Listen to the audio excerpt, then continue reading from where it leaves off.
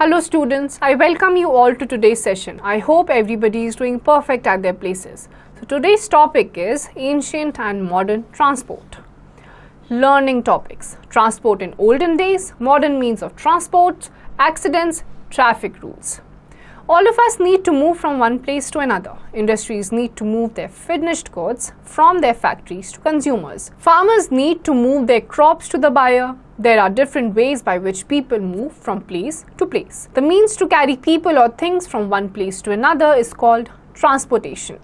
A nation's development depends on its transportation network. यानी कि एक जगह से दूसरी जगह पहुंचने के लिए, अपना सामान फैक्ट्री से बायर्स तक पहुंचाने के लिए लोगों को और ट्रांसपोर्टेशन को स्ट्रॉन्ग होना इज़ वेरी वेरी इंपॉर्टेंट. ये जो पूरा ट्रांसपोर्टेशन का सिस्टम है, इसी पे डिपेंड करता है एक देश का विकास. In olden days, all this was done in carts drawn by animals like bullocks, camels and horses. पुराने टाइम पे जब व्हीकल्स नहीं हुआ करते थे तो ये जो जानवर हुआ करते थे, बैल हो गया, घोड़े हो गए, इन्हीं पे सारा सामान लेकर जाया जाता था. Transport in olden days. Horses. The horse was the fastest animal which people used earlier to travel and carry goods over long distances. Horses were used to pull chariots, especially in a battlefield in the past. Horses were more expensive, so the horse cart was used for transport by fewer people. Four-wheel luxury coach used by rich people for traveling was drawn by one or more horses. It was called buggy. Horses can easily travel in the mountains too. A tonga was a more common mode of horse carriage. The tonga can still be seen in many towns and cities of our country.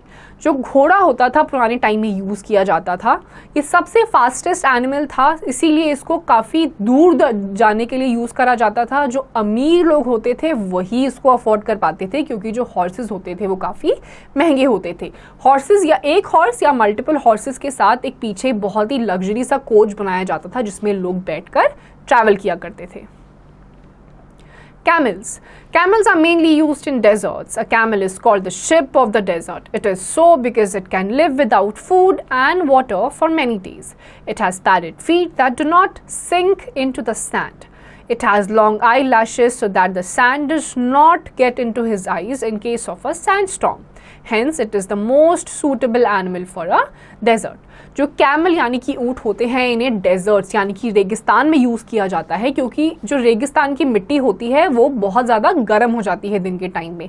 तो सिर्फ जो ऊँट के पैर होते हैं वो padded होते हैं, जिसकी मदद से इनको गर्म नहीं लगता है. इनकी आई लैशेस, पलकें बहुत लंबी होती हैं, जिसकी मदद से जब सैंड स्टॉर्म आता है, तूफान आता है, तो इनकी आँखों में मिट्टी नहीं जाती है. तो डेजर्ट्स के लिए कैमल्स बहुत ही सूटेबल एनिमल होता है. Elephants. Elephants were used as mode of transport by kings and big officials in ancient times. Elephants were also used in battlefield by armies. A few hundred years ago, elephants are very strong and powerful animals. They move very swiftly in forest areas. That is why they are used by man to carry heavy objects like logs of wood in the forests. They are also used in jungle safaris. The tourists travel on the elephant's back. तो elephant जो होता है ये king of transport माना जाता है, क्योंकि ये बहुत ही बड़ा जानवर होता है और ये भारी भारी सामान को फॉरेस्ट में ट्रैवल करवाने के लिए बहुत ही आरामदायक होता है. जैसे कि जो लॉग ऑफ वुड्स होते हैं, बहुत लंबी लंबी स्टिक्स होती हैं मोटी मोटी वुड्स की, उसको भी एलिफेंट ही कैरी करता है. जंगल सफारीज यानी कि जंगल में घूमने के लिए भी एलिफेंट्स पे बैठ के लोग ट्रैवल करते हैं. Modern means of transport. Even though people still use animals as means of transport, most journeys now are made with the help of vehicles or modern means of transport. Today, the world is a small place because of the improved means of transport. Even though पहले के time पे या आज भी काफ़ी सारी जगहों में जानवरों को यूज़ किया जाता है, लेकिन ट्रांसपोर्टेशन के रेवोल्यूशन की वजह से अब काफ़ी सारे लोग जब ट्रैवल करते हैं या फिर गुड्स का ट्रांसपोर्टेशन कराना होता है तो वो vehicles की मदद से करवाते हैं. We can meet our friends and relatives in far off places. We travel to our schools and places of work and also go on pilgrimages. People also make pleasure trips to interesting places. Goods can be taken from place to place for sale in local, national or international markets by various means of transport. There are three major means of transport: land, water and air. यानी कि जब हमें अपने relatives को visit करना होता है, friends को विजिट करना होता है, दूर कहीं जाना होता है, तो पहले यूज होते थे एनिमल्स। लेकिन अब क्योंकि मॉडर्न रेवोल्यूशन आ गया है, ट्रांसपोर्टेशन में रेवोल्यूशन आ गया है, अलग अलग व्हीकल्स बन गए हैं जिनकी मदद से हम एक जगह से दूसरी जगह खुद भी जा सकते हैं, गुड्स को भी लोकल मार्केट्स में पहुंचा सकते हैं, नेशनल मार्केट में पहुंचा सकते हैं, यहाँ तक कि इंटरनेशनल मार्केट में भी। 3 मेन मोड्स ऑफ ट्रांसपोर्टेशन है, land, water and air. Road transport, bullock carts, horse carts, rickshaws, cycles, motorcycles, scooters, cars, jeeps, buses, trucks, etc. move on roads. They provide an easily accessible service. यानी कि जो cars होते हैं, bullock carts होते हैं, आपके buses होती हैं, trucks होती हैं, ये सारी roads पे चलती हैं। Roads may be surfaced with crushed stones and tar. Such roads can be used in all kinds of weather. Surface roads are also called pakka roads. Some roads are kacha or unsurfaced. They are mostly village roads made of mud and stone. Unsurfaced roads are difficult to use in the rainy season. 2 type की आपकी roads होती हैं, एक होती हैं strong पक्की roads जो आपकी टार से बनती हैं, दूसरी तरफ आपकी विलेजेस में या फिर ऐसी लोकल जगहों पे आपको दिखाई देगी रोड्स जो यूजुअली आप देखेंगे बारिश होगी तो वो खराब हो जाती हैं। ऐसी रोड जो होती हैं इनको कहा जाता है कच्चा रोड्स। की fact, The first electric train in India was Deccan Queen. It was introduced in 1929 between the Bombay, Mumbai and Pune. सबसे पहले जो आपकी इंडियन ट्रेन बनी थी वो बॉम्बे और पुणे के बीच में 1929 में स्टार्ट हुई थी। Rail transport.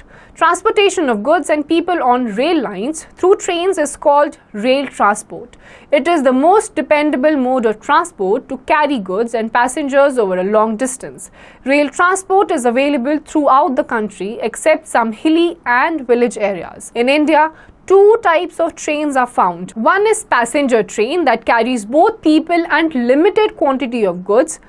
The goods train carries goods from one place to another.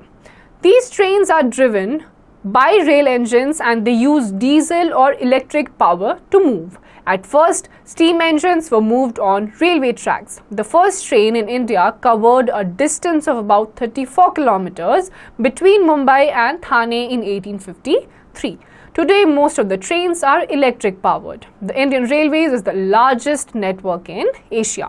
जो आपकी रेल ट्रांसपोर्ट है उसमें आपकी ट्रेन्स आती हैं, आपकी 2 टाइप की ट्रेन्स होती हैं। एक होती है आपकी पैसेंजर ट्रेन जिसमें लोग जाते हैं और लिमिटेड क्वांटिटी ऑफ गुड्स जाता है। दूसरी तरफ आपकी गुड्स वाली ट्रेन्स होती है जिसमें पैसेंजर्स नहीं होते, सिर्फ और सिर्फ आपका सामान होता है। पहले के टाइम में आपकी इलेक्ट्रिक ट्रेन्स भी होती थी, इंजन ट्रेन्स भी अवेलेबल होती थी। आजकल करंट टाइम में जो मैक्सिमम आपकी ट्रेन्स हैं वो इलेक्ट्रिक वाली ट्रेन्स हैं। उसके बाद आपकी जो रेल नेटवर्क है आपके एशिया में सबसे लार्जेस्ट रेल नेटवर्क इंडिया में है। Water transport. Water transport is the cheapest means of transport. Ships, boats, steamers and ferries are means of water transport. The islands of India are well connected to the mainland through waterways. Ships carry goods from one part of the country to another. There are many ports along the east and the west coast of peninsular India. Ships are sent to other countries and foreign ships are received there. They help in our trade. Kochi, Mumbai, Visakhapatnam, Kandla, Kolkata, Marmagao are some of the important ports of India.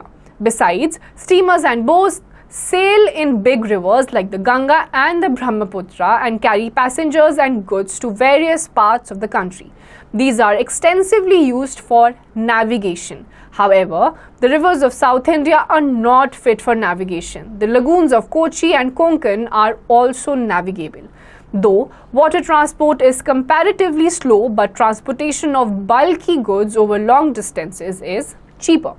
तो आपकी water transport में आपकी आती हैं fairies, boats, अलग अलग type की ships, cruisers. इनकी मदद से आप लोग भी एक जगह से दूसरी जगह जा सकते हैं और आप गुड्स को भी इंटरनेशनल या लोकली आप अलग अलग जगह पर पहुंचा सकते हैं। आपकी स्टीम इंजन वाली बोट्स होती हैं, अलग अलग टाइप की बोट्स होती हैं, कुछ बहुत ही एक्सपेंसिव होती हैं जैसे कि क्रूजर्स हो गई। ऑन द अदर हैंड जो बोट्स होती हैं जो लोकली मूव करती हैं वो आपकी ज़्यादा एक्सपेंसिव नहीं होती हैं। Air transport.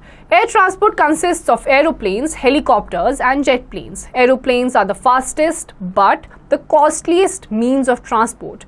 Air transport is especially very important in areas where other means such as roads and rail cannot be developed. Example, jungles, deserts and mountainous areas. In the border areas and northeast India, air transport is very useful.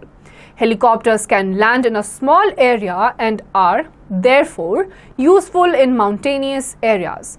Air transport is used to supply food and medicines and carry soldiers in remote areas. It is also used to carry letters, newspapers, light valuable goods and perishable goods such as flowers, vegetables and fruits. There are 87 airports in our country. तो air transport में आपका helicopters भी आता है और aeroplanes भी आता है. ये बहुत लंबा डिस्टेंस ट्रैवल दूर दूर तक आपको बहुत कम टाइम में पहुंचा सकता है, लेकिन ये बहुत ही ज़्यादा कॉस्टली होता है. ये अलग अलग चीज़ें नेशनली भी पहुंचाता है और इंटरनेशनली भी पहुंचाता है, जिसमें आपके लेटर्स भी आते हैं, पेरिशेबल गुड्स जैसे कि आपके फ्रूट्स हो गए, फ्लावर्स हो गए, उन सबको भी पहुंचाता है. की fact, Mumbai is the largest port in India. 87 आपके टोटल एयरपोर्ट्स हैं हमारी कंट्री में, उसमें से मुंबई का जो पोर्ट है वो सबसे ज्यादा बड़ा पोर्ट है. Accidents. Accidents can happen anywhere and at any time. Most of the accidents usually occur due to our carelessness or when we are in a hurry. These accidents can be avoided to some extent if we are alert and follow the safety rules. The safety rules help us and others to avoid accidents. यानी कि accidents कभी भी हो सकते हैं, किसी भी time पे हो सकते हैं, लेकिन अगर सब अपने अपने पार्ट पे सारे सेफ्टी रूल्स फॉलो करेंगे, ट्रैफिक सिग्नल्स फॉलो करेंगे, तो आप एक्सीडेंट्स को अवॉइड कर सकते हैं. Traffic rules. Do you identify the important traffic science? यानी कि अलग अलग जगहों पे ट्रैफिक साइंस अवेलेबल होते हैं, क्या आप उनको आइडेंटिफाई कर सकते हैं? We can avoid accidents by following traffic rules. They keep everybody safe. यानी कि हमें traffic rules follow करने चाहिए. We should all become aware of traffic rules in our own interest. We should follow traffic rules and make others aware of these rules as well. On the road, it is important that we remember the following. यानी कि traffic rules follow करिए, दूसरों को भी aware करवाइए ताकि accidents ना हो. Walk on the footpath. हमेशा footpath पर चलें. Watch out for speed breakers. Road पे स्पीड ब्रेकर्स का ध्यान रखें. Never play on the road. Road पे ना खेलें. Do not apply brake suddenly. Suddenly brake apply ना करें. Before crossing first look to the right, then to the left and then again to the right. यानी कि जब आप road cross कर रहे हैं, राइट देखें, लेफ्ट देखें और फिर दोबारा से राइट देखें. If the road is clear, cross it. अगर रोड क्लियर है तो उसे क्रॉस कर लें. Keep a safe distance from the vehicle ahead of you. अगर आप रोड पे कोई व्हीकल चला रहे हैं तो एक sufficient amount of distance maintain करना ज़रूरी है. Never hang on to a moving vehicle while cycling. It is very dangerous. यानी कि कोई आप साइकिलिंग कर रहे हो तो उस पर लटके ना, वो बहुत ज़्यादा डेंजरस हो सकता है. Cross the road at the zebra crossing. Zebra crossing पे ही रोड क्रॉस करें. ओबे ट्रैफिक लाइट्स. जो ट्रैफिक लाइट्स होती हैं उन्हें फॉलो करें. Children below 18 should never ride two wheelers और फोर व्हीलर्स. यानी कि 18 साल से नीचे के जो बच्चे होते हैं उनको टू व्हीलर्स या फोर व्हीलर्स को राइड नहीं करना चाहिए. At night use red lights while driving. रात को आप जब भी आप ड्राइव कर रहे हैं तो पीछे की जो लाइट्स होती हैं उन्हें ऑन रखें. Cycle in the cyclist lane on the left. जो आप साइकिल चला रहे हैं तो साइक्लिस्ट की अलग से लेन होती है लेफ्ट साइड पे, आप उसी में साइकिल चलाएं. So students, here comes the end of this chapter. I hope आपको ये समझ में आ गया होगा और आप सेफ्टी रूल्स को फॉलो करेंगे. इसकी जितनी भी एक्सरसाइज है वो आपको खुद से करनी है.